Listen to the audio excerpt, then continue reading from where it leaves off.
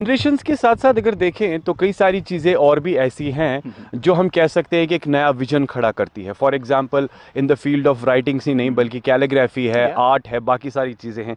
आपको क्या लगता है फ़हीम साहब, गाँव देहातों को लेकर, आप खुद गाँव से है, पुलवामा से है, how personally you believe there is a change now when we talk about the कहते हैं ना कि सोच बदल चुकी है, एक विजन बदल चुका है पेरेंट्स के साथ साथ बच्चों को लेकर। क्या आपको लगता है कि अब वो ज़माना नहीं है कि अगर बच्चा डॉक्टर नहीं बनना चाहता है, एक अच्छा राइटर बनना चाहता है, पेरेंट्स आर सपोर्टिव और ज़माना बदल चुका है?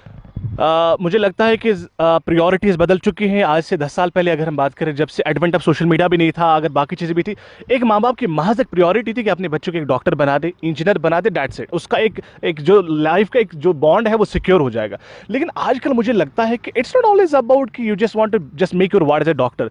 एक स्किल होना बच्चे में बहुत ज़रूरी है। वो स्किल एक बच्चे को स्कूल दे सकते हैं, बाकी चीज़ दे सकते हैं। लेकिन अगर हम माँ बाप की सोच के बदलाव की बात करें, ओबियसली माँ बाप की प्रायोरिटीज़ बदलती है, लेकिन उस हिसाब से हमें ये चीज़ें भी देखनी होती है कि वालिदैन किस तरीके से अपने बच्चों को ग्रूम करना चाहते हैं और हम आगे फ्यूचर में उनको कहाँ देखना चाहते हैं। मान के चले, अगर मैं आपको एग्जांपल दूं, मेरे माँ बाप भी चाहते थे कि मैं ये करूं, मैं वो करूं, मैं ये करूं, लेकिन जब माँ बाप को पता चला कि बच्चे में ये सलाहियत है, तो दे डेफिनेटली लेट मी गो कि हाँ ये चीज़ आपको अच्छी लग रही है तो कर लीजिए। मुझे इस बदलाव नजर आ रहा है। मैंने गाँव में भी देखा है, बहुत अच्छे कैलीग्राफी आर्टिस्ट हैं। मैंने बहुत से ऐसे बच्चों को देखा जो यंग स्कूल्स में है, वो इतना अच्छा कर रहे हैं। अपार्ट फ्रॉम दिस डॉक्टरी, apart from this engineering and all those dreams, वो बहुत अच्छा कर रहे हैं। तो मुझे ये लगता है कि बदलाव आ चुका है इस मामले में कि वालिदैन अपना सोच, जो अपनी सोच है उनको बच्चों के लिए वो बदल रही है, और वो चाहते भी है कि खासकर उनके बच्चे अलग अलग फील्ड में, आज टेक्नोलॉजिकल एस्पेक्ट में भी, स्किलफुल एस्पेक्ट में भी, आर्ट के एस्पेक्ट में भी और डिफरेंट एस्पेक्ट में भी आगे बढ़े और कश्मीर का नाम रोशन करें।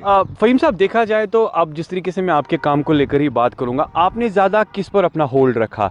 कोई सब्जेक्ट होता है, कोई टॉपिक होता है, क्या आपको लगा कि जिस तरह से हम देखते हैं नेचुरल ब्यूटी कश्मीर में है या यहाँ की सूफी शायरी है, फ़हीम साहब ने जो अपना कलम उठाया वो ये समझ के उठाया कि इसको इंटरनेशनली लोग पढ़ें और जिसमें कश्मीर का feel and zest and zeal हो?